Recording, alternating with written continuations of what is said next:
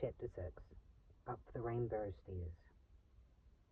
As the boy and the fox continued on their way, the boy moved in a playful, light-hearted sort of way. "Hey, Fox, this is really incredible. I never knew just how heavy all that anger and denial was. But now that I've dealt with all of that, I feel so free. It's like I'm a new person." Looking up as they left the forest area, the boy could see before him a beautiful rainbow. It came down and appeared to end just over the next grassy knoll. It was a strong rainbow, seeming almost solid in its brilliance. In fact, it was so intense, the boy felt as though he could almost reach out and touch it. "It's so beautiful," he thought. And as they came over the grassy knoll, it appeared as though the rainbow was touching the ground. The boy was quite close to it by now. "I'm going to walk to the bottom of it," announced the boy to the fox. "The beginning of it is right there," and he pointed to the center of the meadow. He walked closer, and as he got almost to where the rainbow touched the ground, he could see a step at its base. It was like a step that you'd see on an escalator. The boy excitedly jumped up onto the step, and to his surprise, a voice from nowhere called, "What are you thankful for?" On and off, the boy jumped, and every time the voice asked, "What are you thankful for?" Finally, the boy glibly said, "I'm thankful for toothpaste." And by the time he said the word toothpaste, another step appeared before his eyes. "Oh, wow!" he exclaimed as he jumped onto the new step. Again, the rich male voice asked, "What are you thankful for?" The boy shook his hands back and forth, and with a smirk on his face as he responded, "I'm thankful for Snickers candy bars." As the boy proceeded stair by stair up the rainbow, the fox followed and observed. It was so easy, the fox noticed, for the boy's old attitude to regain control. They travelled high up the rainbow because the boy knew all kinds of easy things to be thankful for. Cars, toys, girls, TV, VCRs. They were quite high by now, and the boy just realized their great height when he ran out of easy things to be thankful for. The wind was gentle, yet at that height, it kept the boy a little tense. The trees below looked tiny. He could see for hundreds of miles, the triple peaks, some forest land, and, in the distance, a bleak area.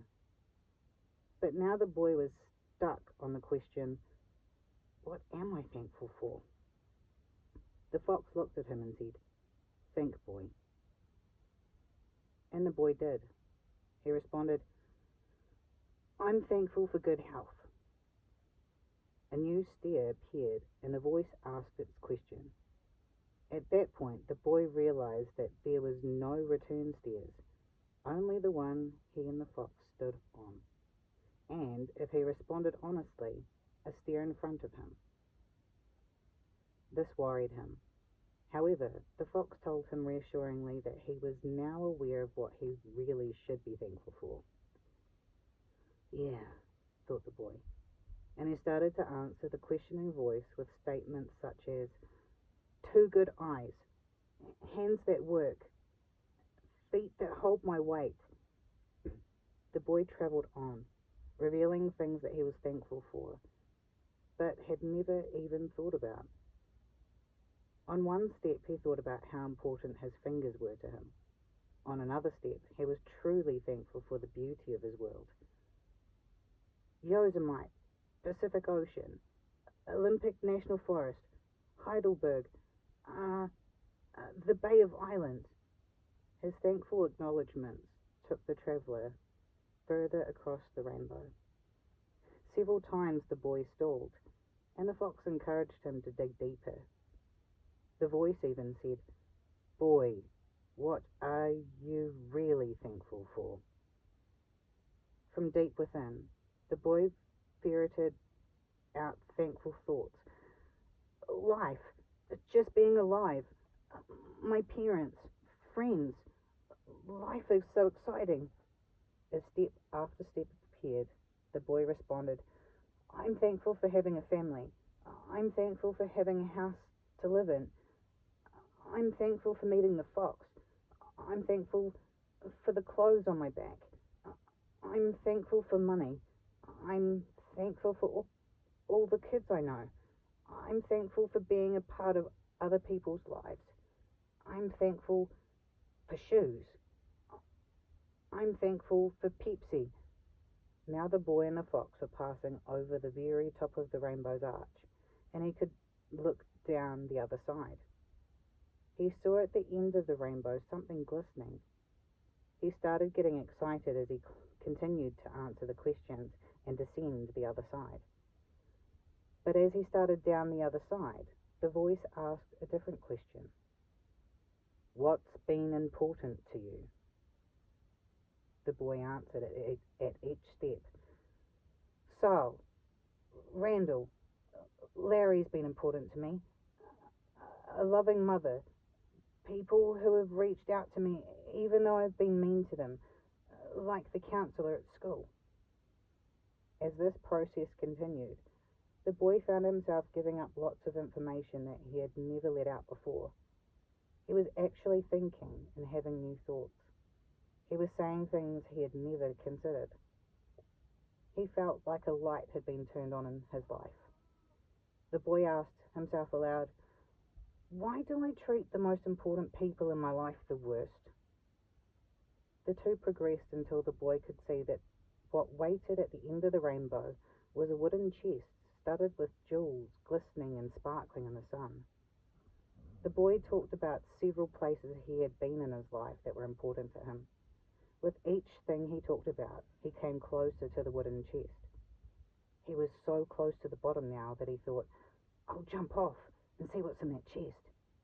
But as he attempted to do so, he found that his feet were locked onto the step that he was standing on. The voice questioned him again, and he answered with an enthusiastic voice, this rainbow experience. For the boy truly had looked at all he had to be thankful for. As he answered, he stepped off the rainbow onto the ground. Looking back at the rainbow over which they had come, he realized that it was indeed a very long way. The boy turned to the chest, which opened by itself. He was so excited as he looked into it, thinking he would find it full of jewels. But inside was something that thrilled his heart even more than gold or jewels. Neatly laid in the middle of the chest were objects that he knew. Yes, he knew that golden key. He picked it up and smiled as he looked at it intently. There was also a bracelet made of silver, and he reached in and slipped it onto his wrist. There was a wonderful diamond, about the size of a golf ball, filled with an amber liquid. Oh, wow! Exclaimed the boy, his face beaming. I thought I'd never see these again. The fox looked surprised and, with a quizzical look on his face, asked, What do you mean? See them again, boy? You've seen these before? Yeah, they were given to me by a wise man I met a long time ago, and I thought they were gone forever. I still can't believe they're yours. They're mine, I tell you.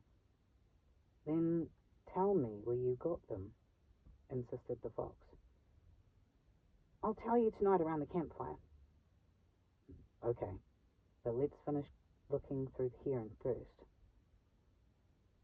Also, at the bottom of the chest lay a beautifully tooled belt with a carrying case attached. The case was flapped down, and the boy saw a compartment for each of his newly found treasures. He immediately wondered why there was a fourth pocket. The key, bracelet, and rock fitted perfectly into three. The fourth was a small rectangular compartment. He whipped the belt on and strapped the case closed. But the boy still wondered about the fourth pocket. He began to dig in the chest to see if he could find the missing object, when the fox said, You'll probably find that on another adventure. Now that the boy had strapped on the belt and put the objects into place, he felt powerful.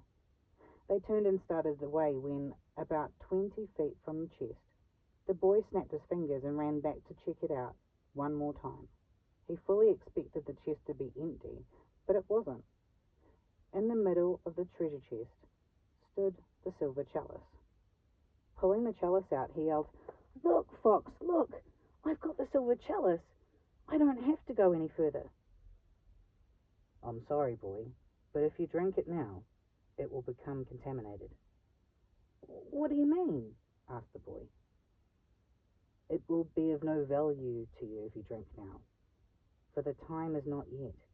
But fear not, my friend, for you'll most certainly find it at the end of your journey."